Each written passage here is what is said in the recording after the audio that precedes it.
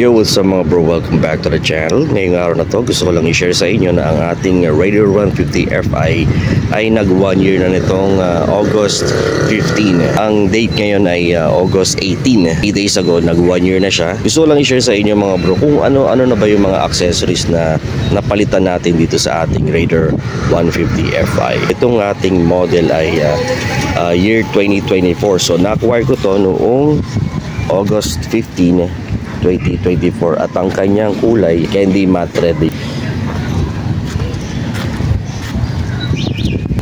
Okay mga bro, mag-umpisa tayo dito sa taas.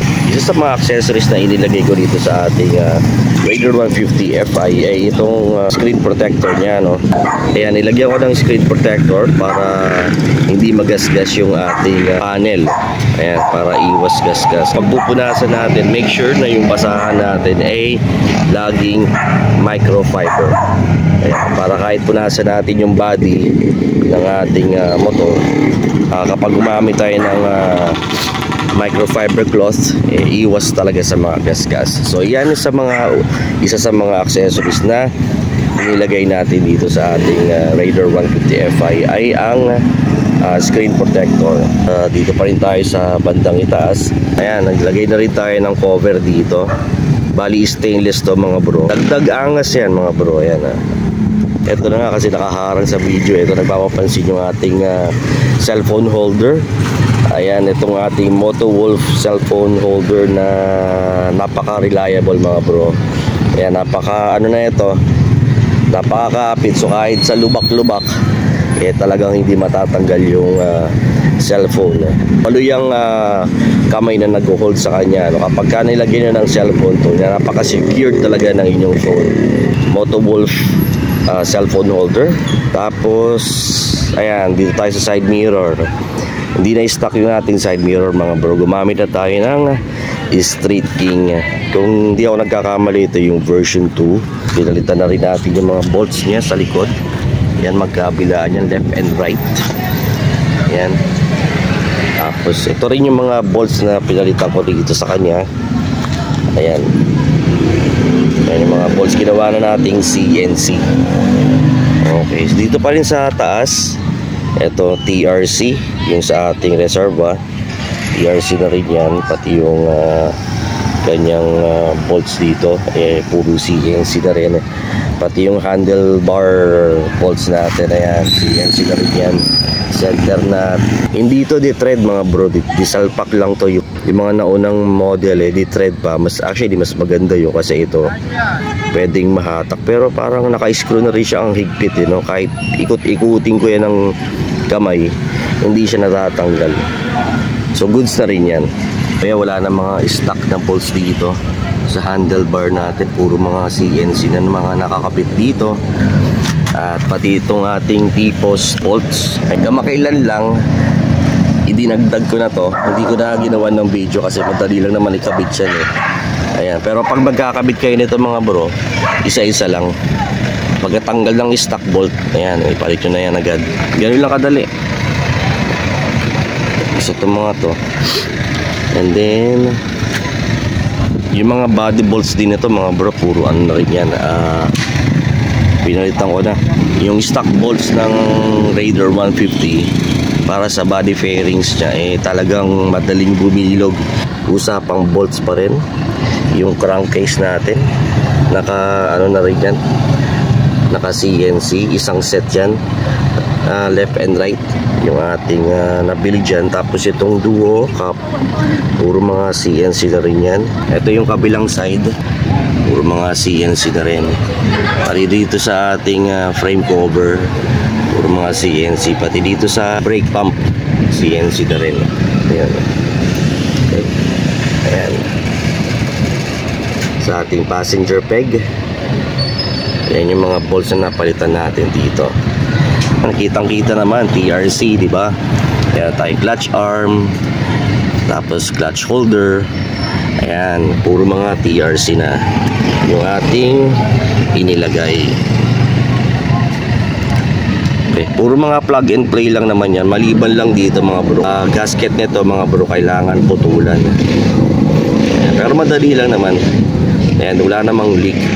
At saka ito, ayan o, yung iba kasi pinuputulan yan. Ang bolt na to stock size yan mga bro ha. Yung nga lang, kapag nagpalit kayo ng TRC, kailangan nyo na mas maikling bolt dito. Pero sa akin, ang ginawa ko, instead na putulan, kasi tinatamad ako, nilagyan ko ng mga 7 washer yata yan. Ayan. Goods naman, wala naman tagas, no? Kasi matagal-tagal ko na rin yung ikinabit eh. So wala namang tagas na nangyari. So ganyan na yan, hindi ko napuputulan. Para pagka binalik ko sa stock, ito pa rin yung gagamitin kong bolt. Itong brake hose holder natin, pinalitan ko na rin to. Ayan yung nga lang, itong mga bolts na ay medyo kinakalawang na, hindi kasi stainless. Ayan ang medyo pangit. So kailangan ko maghanap ng bolt na stainless para dito. Dahil sa meron siyang protector, wala pang kahit anong tama yung ating radiator fins. Ayan, buong buo pa rin siya. Ano yung makikita. Actually di talaga maaninag kasi madilim na eh. Ayan o, paulan na nga eh. So bilisan na natin mga bro. Okay, tapos ito mahalaga rin pangpalitan mga bro, itong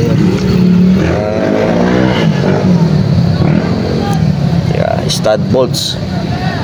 Yung mga stud bolts na yan, kasi pag hindi, ayan, talagang kakainin ng ano yan mga bro. Pag yung kinain ng kalawang, mahirap na tanggalin at may tendency maputol yan kapag di nyo pinalitan. At saka kahit na stainless to mga bro, ang ginagawa ko rito, dyan at least once a month, binabaklas ko siya, tapos nilalagyan ko ng grasa para iwas dikit na rin sa loob, no? Kasi baka mamaya kahit pinalitan natin ng stud bolt yan ng stainless, baka maputol pa rin kapag hindi natin binabaklas. Isa sa mga accessories na dapat yung palitan dito, ito ang stud bolt na to. Naglagay din tayo ng extender sa ating fender. Kung wala ito, napakaikli ng fender ng Raider 150 Fi. Ayan, tsaka kapag kayo ay dumaan sa mga tubig, putikan, mabato, mabuhangin, talagang tatama sa makina mga bro. At matadamay pati yung radiator fins. Mapapansin nyo, walang tornilyo yan kasi ginawa ko dyan, pinuno ko ng 3M tape. Ayan, matagal na rin nakakabit yan, hindi pa rin umaalog. Sobrang kapit yan. Ayan, kaya simula hanggang ngayon, matikit pa rin yung ating extender na nilagay rito sa ating fender. Napaka-effective niyan mga bro. Kung ayaw nyo magbutas, pwede naman. Pero kung gusto nyo, nag-aalangan kayo, pwede nyo naman butasan. Wala namang problema. Saglit na lang to kasi parang babagsak na yung bulan eh. Alright, so ito naman dito, hindi na i-stock yung ating gamit na sprocket set. Bali 1441 na to mga bro, yung ating ginamit dyan. 1441 na yung ating sprocket combination. Tapos naka TRC na rin tayo ng chain cover. Dito naman sa ating gas tank, ayan, naglagay tayo ng gas tank cover. Ayan, kinakabit lang to mga bro. Ayan, madali lang yan oh. Ayan, nakita nyo yung skrong yan. Ayan, iniigpitan lang siya. Yan lang kadali. Tapos yun na, dagdag detalye na sa ating motor itong ating gas tank cover. So yun yung brand niya mga bro. Ayan, battery stock pa rin, wala tayong problema sa battery. Pagka start natin, push button, start agad ang makina.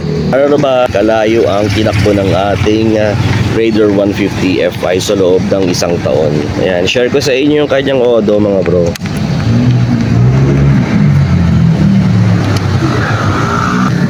1,643 sa loob ng 1 taon. Yan po yung kanyang itinakbo. Yun lang mga bro. At ito ang ating update para dito sa ating Raider 150 Fi. 1 year na yung ating Raider 150 Fi. Ayan na po ang itsura niya ngayon. Ang tawag ko dito sa aking Raider 150 Fi, super stock. Laging naka-stock lang. Bihira magamit yan, kaya ganun kababa yung kanyang mileage, no? Yung kanyang tinakbo. So, hanggang dito lang mga bro, at talagang dumidilim na. At nagbabadya na bumagsak ang ulan. Ayan, shinare ko sa inyo yung aking Raider 150 Fi sa loob ng isang taon. Ito yung kanyang itsura. Okay? Alright. Hanggang sa muli. Paalam. Peace. Yan. Yan ang ating Raider 150.